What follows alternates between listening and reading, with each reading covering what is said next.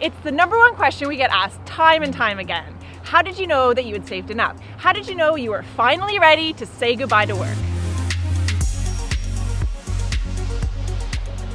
We get this all the time from our community. So many people on the path to financial independence just get stuck. So when it comes time to finally retire and begin that next chapter, they don't feel ready. And maybe it's because they're unsure about their numbers, or maybe they're just not ready to step away from a career that they built over 20 years. We hear you. We were in the same position just a few years ago. On paper, we were ready to retire, but there was so much holding us back, financially and emotionally. In this video, we're going to share exactly what it took for us to finally take that plunge and step away from work. So by sharing our story, we wanted to give you some food for thought as you go through your own financial journey. And by the end of the video, we hope you'll have a better idea of what it will take for you to make this huge life change. But first, welcome back. And if you're new to our channel, I'm Stephanie, this is Gillian. We retired early to travel full time. And if you're looking for more adventure in your life, you can subscribe for a new video every single Sunday. You guys know us as full-time travelers, but just a few years ago, we were expats. We were working in Singapore. We were very busy climbing that corporate ladder and feeling like it was the only route to success. Now, even though we felt desperate for downtime, we never really took a break and always put our careers first. Let us know if any of this sounds familiar to you. That's right. So in between the endless meetings and the emails and working through the weekends, we were dreaming that our life could just somehow be different. We wanted to escape the pressure of our jobs, but we had no idea what this different life could look like or how we could possibly achieve it. We knew we wanted to see more of the world. That's why we moved to Singapore to begin with. And we were having great vacations where we got to travel all over Asia, but those were tiny tasters of the life that we really wanted. We were cramming so many experiences into those vacations, they were just as exhausting as being at work.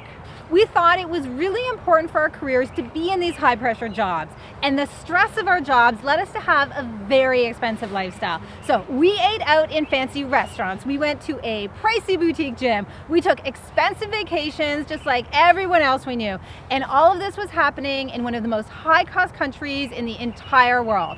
So at one point I finally said to Gillian, why don't we just have a budget for our vacations and we can just cap some of our discretionary spending? And she said to me, that's the one area of our budget that I wasn't willing to cap. Those trips were the reason that I was working and the only thing that kept me sane. And this is a perfect example of how we were just getting deeper and deeper in the trap. So after a particularly tough year at work, it was my annual review and bonus time. And I had really given my all that year. I gave my evenings, my weekends, my health. I was just burnt out. And what I got in return was, thank you for doing a decent job. Here's some extra money. And that's really when I realized that no amount of bonus money was going to give me back those weekends or make up for all my stress. And that was it. I knew that my career was actually taking more than it was giving me. And that's when we discovered the concept of financial independence and the FIRE movement. Now, I had always known that if we had enough invested, at some point it would be enough to pay for our lifestyle and we'd no longer need to work. But what I wasn't aware of is that there is this whole community of people out there who have actually retired early or are well on their way towards that goal. These are people who have learned about what's referred to as the 4% rule. This rule states that if you save and invest 25 times your annual cost of living, you should have enough to live on for the rest of your life. Of course, you need to keep your living expenses at 4% of your total investments, hence the 4% rule. Although this is a very simplistic overview. So all of this sounds great on paper, but actually having the confidence to take the leap is another story. Now, despite all of our lifestyle inflation, we'd actually been doing a really pretty good job tucking money into our investments throughout our entire lives. So we realized that with a little extra savings, we could actually get to financial independence fairly soon. But we had major doubts. So first of all, I personally was very hesitant to give up my career and my salary and my status, all because we listened to a few podcasts. We didn't personally know anyone else who was doing anything like this, so it just seemed a little crazy, actually. Also, how could we really be sure that the numbers would work? Could we really come up with an amount that could handle everything that life might throw at us? Or would we be so scared to spend money that we'd actually end up living ultra frugally, which for us wouldn't be very enjoyable at all? So the first big issue that we had to tackle was our inflated idea of how much we'd need in retirement. We'd been living in high-cost Singapore all this time. Our apartment rental alone cost over $3,000 US a month. And also, we've been spending a lot to offset the pressures of work. Dinners out, nice clothes, fancy vacations, whatever luxuries that could help us forget our stress. We realized we needed a much better handle on our cost of living for two reasons.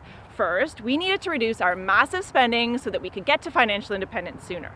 And second, we needed an accurate picture of what our spending would be once we retired. And that led to the next obstacle. So we had no idea what we would do if we weren't working anymore. So yes, we wanted to travel like everyone else who retires, but where would we go? What would we do? How long are we going to stay there? Could we really be tourists for the rest of our lives? So we worked together and eventually a dream took shape. We imagined a life of travel where we spent a month or two in each country. We could really immerse ourselves instead of just breezing through and ticking off the top sites. But we still weren't 100% sold on the concept of financial independence and retiring early. So the whole idea of saving up to 25 times your annual expenses and then living off the 4%, it just seemed really risky. What if the market crashes right after we retire? What if we're suddenly faced with huge unexpected expenses? We wanted to believe in the math, but were we really prepared to gamble our careers and our security on this 4% rule? Now, as we dug deeper into the blogs, what we discovered was that 4% is just a starting place. In fact, cautious people prefer to save up 33 times their annual expenses, or even more. So 4% becomes 3%, or maybe even 2.5%. Once we found a number that we felt comfortable with, we realized that our ultimate obstacle to retiring early actually wasn't financial at all. It was emotional. Were we really prepared to walk away from those careers that we just spent 20 years building? Well, more like 15 for me. But still, it included years of training, a graduate degree, all the networking it took to land a job in Singapore. And for me, because I am a few years older, it was even more years of training and 2 graduate degrees. I had spent years crafting that perfect LinkedIn profile. Was I suddenly just gonna give it all up? So yes, we were living the dream. We had the great jobs, the career track, the expat lifestyle in Singapore. It just wasn't our dream anymore. And when we finally admitted that to ourselves, we were ready to start the next chapter. Sure, we would be giving up our identities as working professionals, but we'd create new identities, and those would evolve over the course of our retirement and actually over the course of our lives. So once we were ready to begin a new life, the rest fell into place very quickly.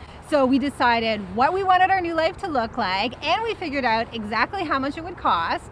We fine-tuned our financial independence number, working with the fairly conservative less than 3%. And we prepared ourselves to be people who just weren't chained to an office anymore. Instead, we were just going to be out there. We were going to be exploring the world and pursuing our dreams.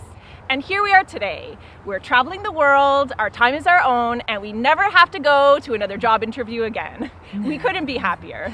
And all we needed to do was take control of our finances so that we could finally take control of our freedom. So if you like this video and you want more, you can check out our entire series on how to retire early right here.